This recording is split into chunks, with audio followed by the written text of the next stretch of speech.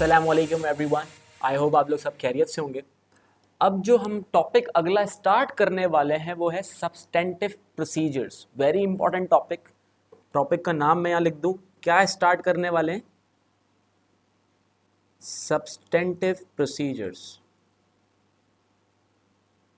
बेटा ये टॉपिक बहुत इंपॉर्टेंट टॉपिक है और समझ लें कि 15 to 20 marks on an average लगा लो कि ये एग्ज़ाम में आपके पास 15 to 20 मार्क्स का ज़रूर टेस्ट होगा। कभी कभी तो 25 मार्क्स का भी टेस्ट हो सकता है। बेटा ये CRQ के अंदर भी आ सकता है और आपके पास MCQs के अंदर भी आ सकता है, यानी सेक्शन A के अंदर भी आ सकता है। टॉपिक का नाम क्या है? Substantive procedures. ये सब्सटेंटिव प्रोसीजर नेक्स्ट क्लास में हम स्टार्ट करने जा रहे हैं। आज की क्लास में बेसिकली हम पढ़ेंगे वो है असर्शंस ऑफ फाइनेंशियल स्टेटमेंट्स। यानी चक्कर क्या है बेटा? फाइनेंशियल स्टेटमेंट्स का ऑडिट यानी सब्सटेंटिव प्रोसीजर्स यानी सब्सटेंटिव टेस्टिंग पढ़ने के लिए जो हमारा अगली क्लास का टॉपिक होगा उसको पढ़ने से पहले हमें असर्शंस ऑफ फाइनेंशियल स्टेटमेंट्स को ज़रूर देखना है। ये असर्शन ऑफ फाइनेंशियल स्टेटमेंट्स क्या है बेटा? असर्शन ऑफ फाइनेंशियल स्टेटमेंट्स हमने एक दफ़ा पहले भी इंटरनल कंट्रोल के टॉपिक में पढ़ी थी, जिसमें मैंने आपको बताया था निमोनिक, आपको याद होगा। असर्शंस ऑफ फाइनेंशियल स्टेटमेंट्स में निमोनिक आपको याद होगा, ACCA कवर P। सही। अब यहां पे दोबारा हम असर्शंस ऑफ फाइनेंशियल स्टेटमेंट्स को क्यों लेके आए? क्योंकि बेटा अब हम इसको सब्सटेंटिव टेस्टिंग के कॉन्सेप्ट से, कॉन्टेक्स्ट से समझेंगे। क्योंकि ये वर्ड मैं यहां पे बोल रहा हूं, बाद में इसको एक्सप्लेन भी करूंगा कि ऑडिटर फाइनेंशियल स्टेटमेंट्स की असर्शन को ही तो टेस्ट करता है। ऑडिटर फाइनेंशियल स्टेटमेंट्स की असर्शंस को ही तो ऑडिटिंग प्रोसीजर्स लगा के वेरीफाई करता है। बेटा ये वर्ड जो मैंने बोले ना, अब इसको मैं पूरे टॉपिक के अंदर आपको एक्सप्लेन करूंगा, इसीलिए मैंने कहा था कि असर्शंस को हम एक दफा फिर पढ़ेंगे सब्सटेंटिव प्रोसीजर के कॉन्टेक्स्ट में। पहले एक दफा असर्शंस को फिर से देख लेते हैं। कंपोनेंट्स ऑफ फाइनेंशियल स्टेटमेंट्स कौन कौन से हैं? पहले तो जल्दी से ये देख लें कि कंपोनेंट्स ऑफ फाइनेंशियल स्टेटमेंट्स हमें पता है। Profit and loss, statement of financial position, statement of changes in equity, statement of cash flows और उसके बाद notes to the financial statements यानी डिस्क्लोजर। बेटा ये सारे कंपोनेंट्स हैं फाइनेंशियल स्टेटमेंट्स के। ये फाइनेंशियल स्टेटमेंट्स बनाता कौन है?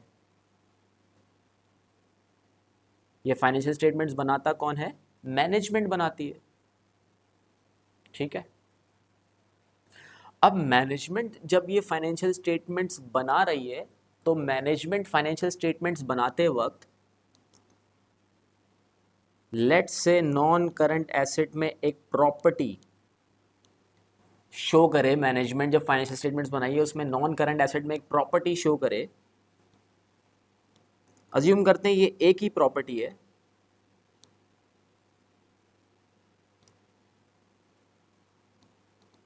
$20 मिलियन की।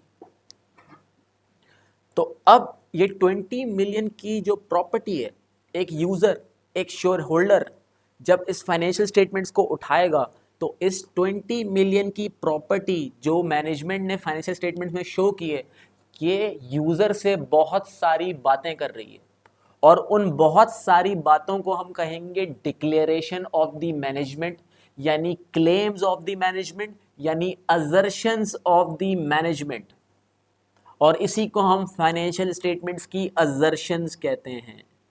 यानी फाइनेंशियल स्टेटमेंट की असर्शंस को हम मैनेजमेंट की असर्शंस भी कहते हैं।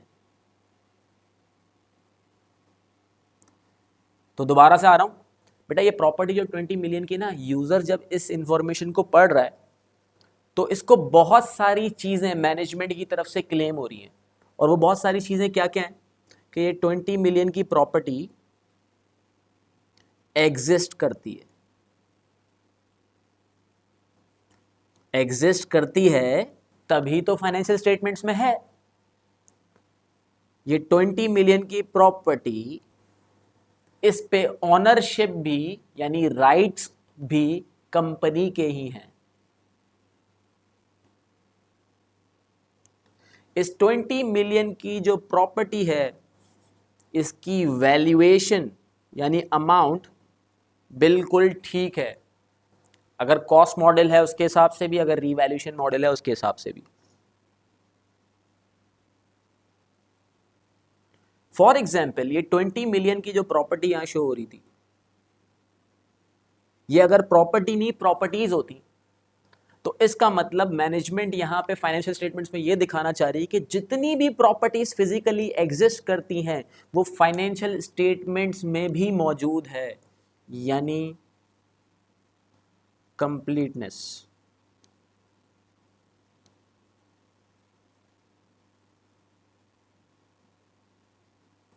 तो देखें, अगर हमने थोड़ा सा ही इसको क्रिटिकली देखा तो इस 20 मिलियन की प्रॉपर्टी, सिर्फ लिखा हुआ क्या था, प्रॉपर्टी 20 मिलियन, इस इंफॉर्मेशन के अंदर भी मैनेजमेंट के किए हुए बहुत सारे क्लेम्स, बहुत सारी डिक्लेरेशंस थी। जैसे हमने देखी ये एग्जिस्टेंस, ये राइट्स, ये वैल्यूएशन, ये कंप्लीटनेस, सही। और ये जो प्रॉपर्टी है ये under the heading of non current asset होती है। तो एक और असर्शन भी मैनेजमेंट की तरफ से यहाँ पे ये है कि इसकी क्लासिफिकेशन बिल्कुल ठीक है, क्लासिफिकेशन और एलोकेशन दोनों सही। तो ये सारी क्या होती हैं, मैनेजमेंट की असर्शंस। तो फाइनेंशियल स्टेटमेंट्स की फिगर्स बोलती हैं, फाइनेंशियल स्टेटमेंट्स बोलती है बेटा, बातें करती है, और वो बातें क्या है, मैनेजमेंट की तरफ से असर्शंस।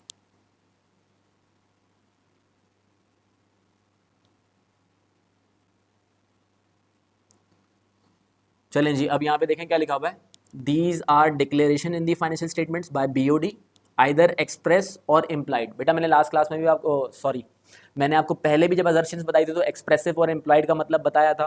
कुछ चीज़ें अल्फाजों में एक्सप्रेस की होती हैं, कुछ चीज़ें इम्प्लाइड होती हैं। जैसे ये नहीं लिखा होता कि ये एग्जिस्ट करती है, लेकिन आप इम्प्लाइडली ये समझते हो कि ये एग्जिस्ट करती भी होगी प्रॉपर्टी।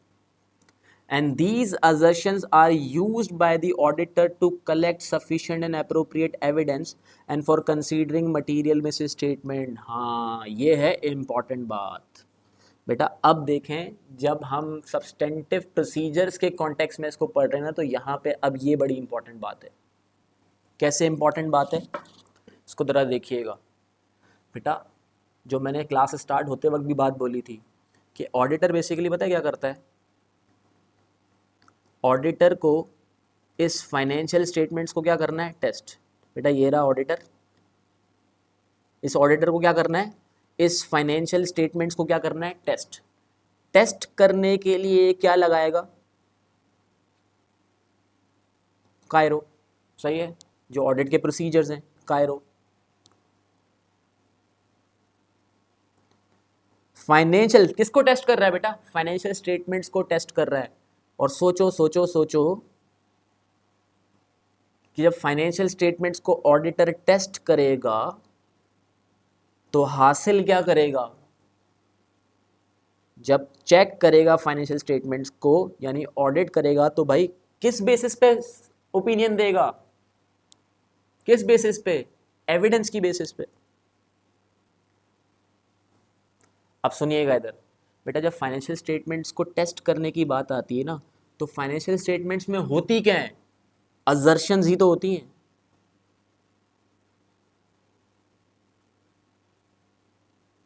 फाइनेंशियल स्टेटमेंट्स में क्या होती हैं, असर्शंस। अब देखो इधर, ऑडिटर फाइनेंशियल स्टेटमेंट्स को टेस्ट करता है और हासिल करता है उस पर सबूत ताकि ओपिनियन दे सके। मैं वर्डिंग को थोड़ा सा चेंज करूंगा। ऑडिटर टेस्ट करता है फाइनेंशियल स्टेटमेंट्स की असर्शंस और उस पर हासिल करता है एविडेंस ताकि ओपिनियन दे सके। यानी इसका मतलब ये कि जब आप सब्सटेंटिव टेस्टिंग कर रहे होते हो, यानी आप कौन बेटा, ऑडिटर।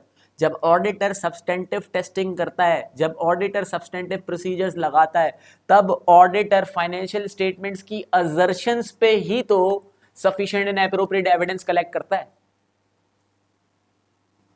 यानी इन असर्शंस पे तो एक दफा मैं दोबारा आऊंगा बेटा, अंडरस्टैंडिंग पॉइंट पकड़े यहाँ पे, की पॉइंट। की अंडरस्टैंडिंग क्या है, ऑडिटर अप्लाई करता है सूटेबल ऑडिट प्रोसीजर्स, कायरो, किस पे, फाइनेंशियल स्टेटमेंट्स की असर्शंस पे। असर्शंस कौन सी है बेटा, एसीसीए कवर पी।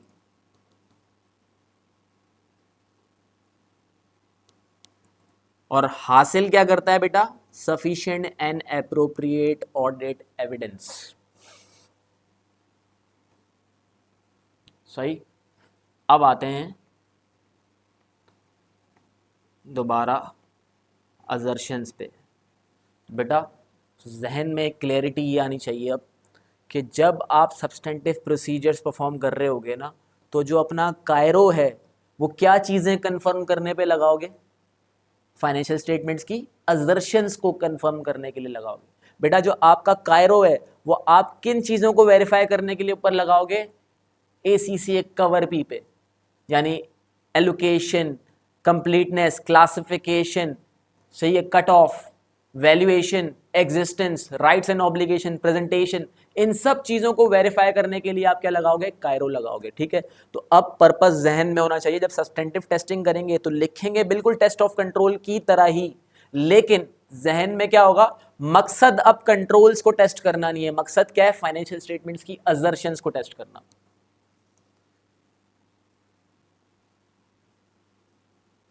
चलें जी, आ जाते हैं अब यहाँ पे। सबसे पहले वही allocation, classification, completeness, accuracy, cut off, occurrence, valuation, existence, rights and obligation and presentation. One by one देखते हैं सबको। सबसे पहले एलोकेशन एंड क्लासिफिकेशन। बेटा इन दोनों को एक साथ ही लिया करें। एलोकेशन और क्लासिफिकेशन क्या है? ये SOFP है। ठीक है, तो SOFP के अंदर आपने देखा होगा एसेट्स के अंदर नॉन करंट एसेट अलग होते हैं, करंट एसेट अलग होते हैं। तो जो नॉन करंट एसेट है, let's say for example property, तो इसका मतलब ये क्या की हुई है? क्लासिफिकेशन और एलोकेशन की हुई है, क्लासिफिकेशन और एलोकेशन की हुई है। अगर फॉर एग्जांपल ये रिसीवेबल करंट एसेट में डाल दिया जाए तो हम क्या बोलेंगे? मैनेजमेंट की तरफ से जो असर्शन है एलोकेशन और क्लासिफिकेशन की वो गलत है। सही।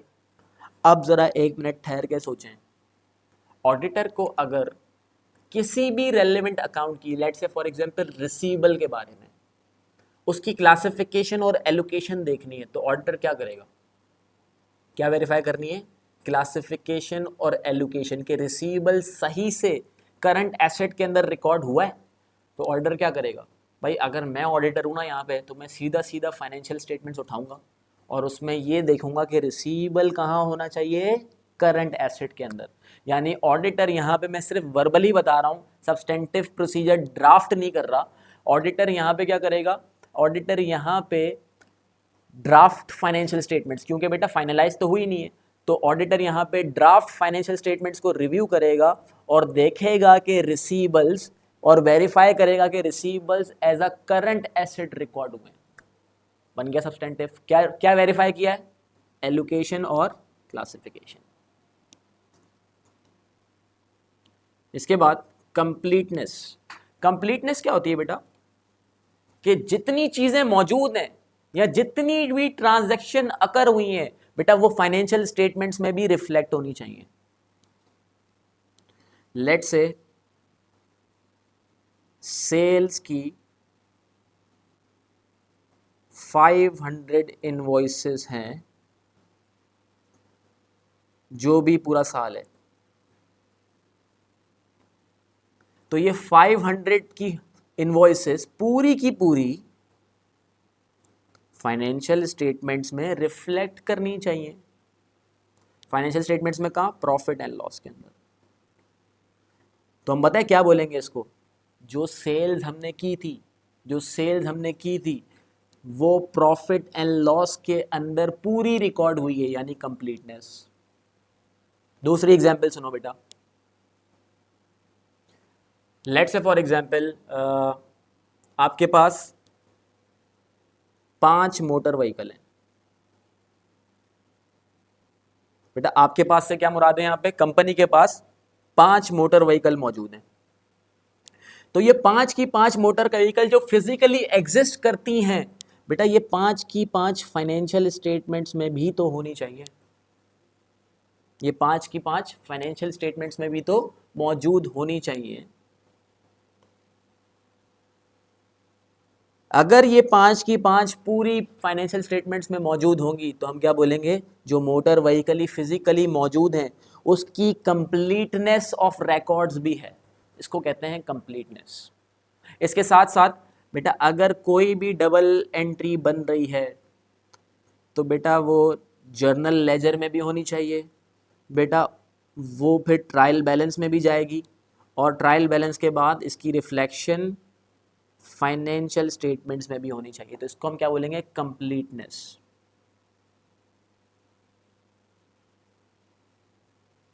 चलें, अब ऑडिटर इस कंप्लीटनेस को कैसे वेरीफाई करेगा। लेट्स से इनवॉइसेस को देख लेते हैं।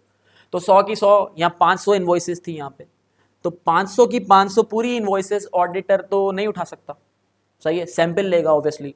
तो ऑडिटर सैंपल ऑफ इनवॉइसेस को उठाए, सेल्स इनवॉइसेस को, और इसको देखे कि ये प्रॉफिट एंड लॉस के अंदर भी मौजूद है, या फिर इन 500 इनवॉइसेस की सैंपलिंग बेसिस पे डबल एंट्रीज उठाए और फिर उस डबल एंट्रीज को देखे कि वो जर्नल लेजर में भी होनी चाहिए, वो ट्रायल बैलेंस में भी होनी चाहिए और फाइनेंशियल स्टेटमेंट्स में भी होनी चाहिए। क्या वेरीफाई हो गया इससे, कंप्लीटनेस वेरीफाई हो गई। सर वेरीफाई कर क्यों रहे हैं, एक बात याद रखिएगा, जहन में बिठा लो, बेटा मैनेजमेंट झूठी नहीं है, मैनेजमेंट सच्ची भी नहीं है। यानी इसका मतलब क्या है भाई, आप मैनेजमेंट को ये नहीं समझते कि वो फ्रॉड होगी, मैनेजमेंट को आप सच्चा भी नहीं समझते, आप ये सोचते हैं कि जो इन्फॉर्मेशन, जो अजर्शंस मैनेजमेंट की तरफ से फाइनेंशियल स्टेटमेंट्स में मौजूद हैं, मेरा काम है उन पे ट्रस्ट ना करना बल्कि उनको वेरीफाई करना। क्योंकि आप क्यों आए हो बेटा, फाइनेंशियल स्टेटमेंट्स में risk of material miss statement, financial statements free from material miss statement होनी चाहिए ना, आपका मकसद ये है, ऑडिटर का मकसद ही है। इसीलिए आप सब चीजों को क्या करोगे, वेरीफाई करोगे। एक्यूरेसी, इसके बाद एक्यूरेसी क्या होता है, अगर लेट से फॉर एग्जांपल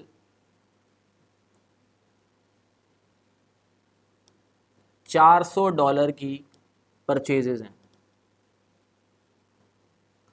और कैलकुलेशन की, मैनेजमेंट ने कैलकुलेशन की और गलती से इसको $350 कैलकुलेट कर लिया, गलती से या जानबूझ के लिए, कुछ भी है, जानबूझ के या गलती से, वो उसका मसला नहीं है।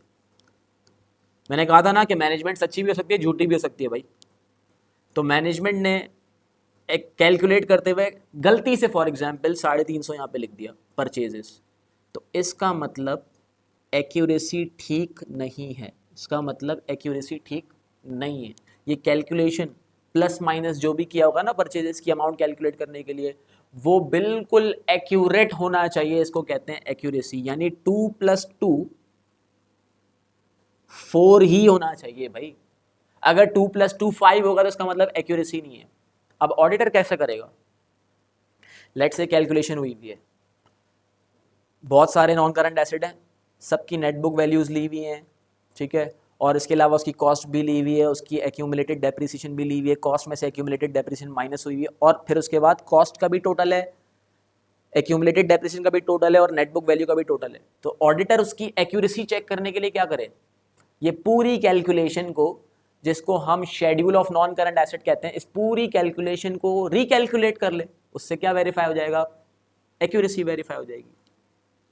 तो देख रहे हैं बेटा, अब मैं आपको अजर्शंस का जो लेवल है और उसकी जो बिल्कुल उसका कॉन्टेक्स्ट है, वो मैं सब्सटेंटिव की तरफ ले गया हूं पूरा। कट ऑफ, बेटा कट ऑफ का मतलब समझिएगा, अगर कोई सेल्स 20 दिसंबर 2024 को हुई है, यानी लेट से फॉर एग्जांपल आपने मिस्टर अलिफ को कंपनी ने गुड्स डिलीवर किए हैं 20 दिसंबर 2024 को, तो बेटा यहाँ पे आपने गुड्स डिलीवर करके परफॉर्मेंस ऑब्लिगेशन तो पूरी कर दी। अब ये जो सेल्स होनी चाहिए ना इसकी, वो भी 2024 में ही होनी चाहिए। और वेयर एल्स, अगर फॉर एग्जांपल गुड्स डिलीवर हुए हैं मिस्टर एम को 15 जनवरी 2025 को, तो अब गुड्स डिलीवरी नोट भी क्या होगा 15 जनवरी 2025 को ही जनरेट हुआ होगा, क्योंकि गुड्स भी डिलीवर्ड 15 जनवरी 2025 को हुए। तो बेटा अब इसका रेवेन्यू 2025 में आएगा, यानी जिस पीरियड की जो सेल्स है, जिस पीरियड का जो रेवेन्यू है, उसको उसी पीरियड में रिकॉर्ड होना चाहिए। इसी तरह, अच्छा ये सेल्स है, इसी तरह जिस पीरियड की जो परचेजेस हैं उसको उसी पीरियड में रिकॉर्ड होना चाहिए। यानी कट ऑफ क्या है, जिस पीरियड की ट्रांजैक्शन है उसको उसी पीरियड में रिकॉर्ड होना चाहिए। अगर फॉर एग्जांपल ये 2025 वाले जो गुड्स डिलीवर हुए हैं उसको मैनेजमेंट जानबूझ के या फिर गलती से 2024 में ही रिकॉर्ड कर देगी, तो फिर कट ऑफ गलत हो जाएगा। ठीक है, रेवेन्यू ओवरस्टेट हो जाएगा और कट ऑफ गलत हो जाएगा। तो कट ऑफ क्या है, जिस पीरियड की जो ट्रांजैक्शन है उसको उसी पीरियड में रिकॉर्ड किया जाए। याद रखिएगा, यहाँ पे एक बड़ा इंपॉर्टेंट रिस्क आता है। मैनेजमेंट अपनी परफॉर्मेंस को अच्छा करने के लिए, प्रैक्टिकली बता रहा हूँ, जानबूझ के ऐसा कर सकती है कि वो अपने रेवेन्यू को ओवरस्टेट करने के लिए वो गुड्स जो फाइनेंशियल ईयर से ताल्लुक नहीं रखते, वो रेवेन्यू करंट फाइनेंशियल ईयर में रिकॉर्ड कर लेती हैं, जिससे रेवेन्यू ओवरस्टेट हो जाता है। और जो आपकी परचेजेस होती हैं उसको करंट फाइनेंशियल ईयर की परचेजेस को अगले फाइनेंशियल ईयर में डाल देती हैं, जिससे एक्सपेंसेस कम हो जाते हैं और प्रॉफिट अल्टीमेटली ओवरस्टेट हो जाता है। तो बेटा ये है कट ऑफ। अब ऑडिटर इस कट ऑफ को कैसे वेरीफाई करें, काम की बात। बेटा वेरीफाई करना है कट ऑफ, तो ऐसा हो सकता है ना कि 2024 वाली सेल्स, या सॉरी 2025 वाली सेल्स को 2024 में डाल दिया, या फिर 2024 वाली परचेजेस को 2025 में डाल दिया। तो इम्पॉर्टेंट क्या है, अगर सिर्फ सेल्स के कॉन्टेक्स्ट में ही बात करें, आगे चल के जब हम लोग पूरे सब्सटेंटिव बना रहे होंगे तो फिर परचेजेस के कॉन्टेक्स्ट में भी बात करेंगे। तो कट ऑफ के उसमें इम्पॉर्टेंट क्या है, एक सेकंड ज़रा रुकिएगा। तो कट ऑफ के कॉन्टेक्स्ट में इंपॉर्टेंट क्या है कि ऑडिटर क्या करे, इस साल के गुड्स डिलीवरी नोट, सेल्स की पॉइंट ऑफ व्यू से इस साल के गुड्स डिलीवरी नोट और अगले साल के गुड्स डिलीवरी नोट उठाए सैंपलिंग बेसिस पे, और उसको फॉलो करे विद देयर इनवॉइसेस, जिससे ये इंश्योर हो जाएगा कि गुड्स डिस्पैच नोट जिस पीरियड का है उसी पीरियड के अंदर रेवेन्यू भी रिकॉग्नाइज हुआ है। चलें, अकरेंस क्या है बेटा, आपको एक कॉन्सेप्ट याद होगा कि ट्रांजैक्शंस को तब ही रिकॉर्ड करना चाहिए जब वो अकर होती हैं। ट्रांजैक्शंस को तब ही रिकॉर्ड करना चाहिए जब वो अकर होती हैं। यानी बेटा जब सेल्स अकर हो तब रिकॉर्ड करो, जब सेल्स अकर हो तब रिकॉर्ड होनी चाहिए। इसी तरह परचेजेस भी तब रिकॉर्ड होनी चाहिए जब अकर हो परचेजेस भी तभी रिकॉर्ड होनी चाहिए। तो मैनेजमेंट ये क्लेम कर रही होती है कि जितनी भी सेल्स और परचेजेस या जितने भी एक्सपेंसेस फाइनेंशियल स्टेटमेंट्स में हैं वो सब के सब अकर हुए हैं। और बेटा यहाँ पे बड़ा एक इम्पॉर्टेंट पॉइंट है कि सेल्स तब रिकॉर्ड होती है जब परफॉर्मेंस ऑब्लिगेशन पूरी होती है, परचेजेस तब रिकॉर्ड होती हैं जब वो अकर होती है। यानी एग्जांपल देता हूँ, अगर मैंने गुड्स मंगवा लिए हैं तो परचेजेस रिकॉर्ड होंगी, चाहे मैंने पैसे उसके पे किए हों या ना पे किए हों। अगर मैंने एडवांस में पैसे दे दिए सप्लायर को और गुड्स अभी तक नहीं आए तो बेटा परचेजेस रिकॉर्ड नहीं होगी। अगर मैंने कस्टमर को गुड्स डिलीवर ही नहीं किए तो मैं सेल्स रिकॉर्ड नहीं कर सकता, चाहे पैसे आ भी चुके हो। ठीक है, इसको कहते हैं हम अकरेंस। तो मैनेजमेंट का ये क्लेम होता है कि जितनी भी सेल्स और परचेजेस अकर हुई हैं वही फाइनेंशियल स्टेटमेंट्स में हमने रिफ्लेक्ट किए हैं। अब ऑडिटर इसकी अकरेंस को कैसे वेरीफाई करेगा, बेटा ऑडिटर ने क्या किया, प्रॉफिट एंड लॉस उठाया। प्रॉफिट एंड लॉस उठा के ऑडिटर ने ये देखा कि यहाँ पे ये सेल्स हैं, लेट से 5 मिलियन की फिगर आ रही है। ऑडिटर ने सैम्पलिंग बेसिस पे अच्छा ये ना मैं यहाँ पे ये ऊपर वाला पूरा मिटा रहा हूँ।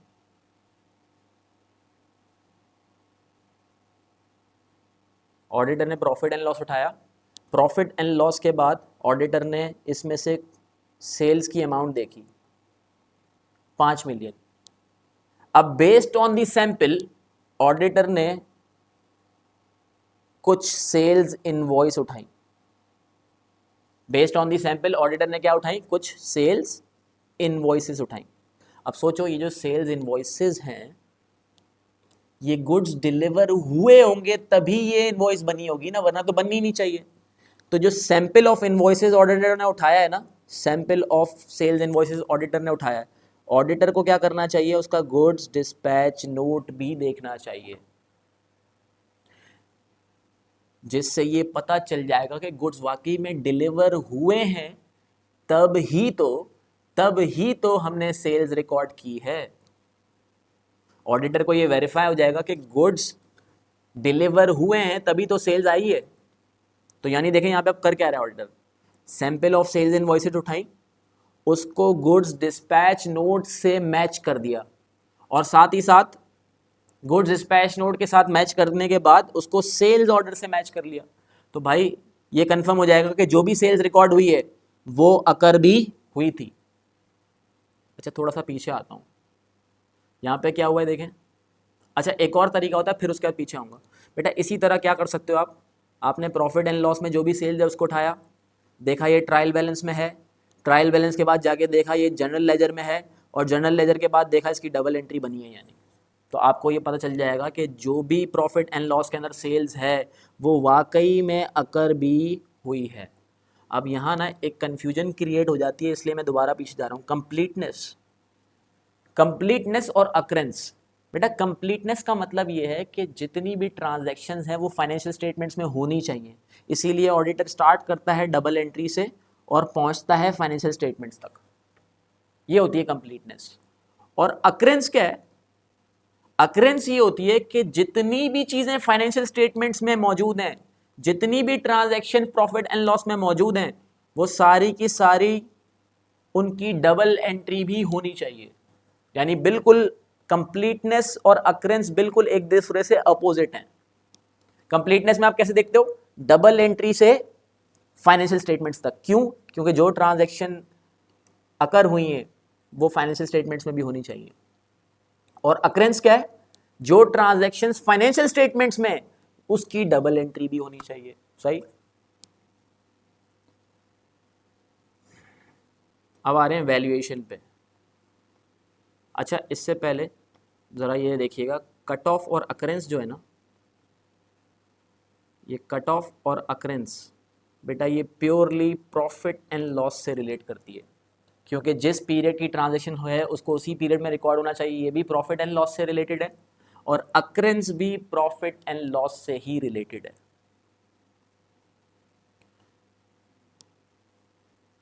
अब देखें बेटा रह क्या गया है हमारे पास, वैल्यूएशन, एग्जिस्टेंस,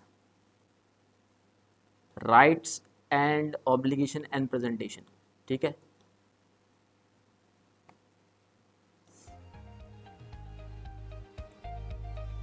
बेटा इस असर्शंस को हम नेक्स्ट लेक्चर में कंटिन्यू करते हैं, इसको यहीं तक रखते हैं इस लेक्चर को। अपना बहुत बहुत ख्याल रखिएगा। अल्लाह हाफ़िज़।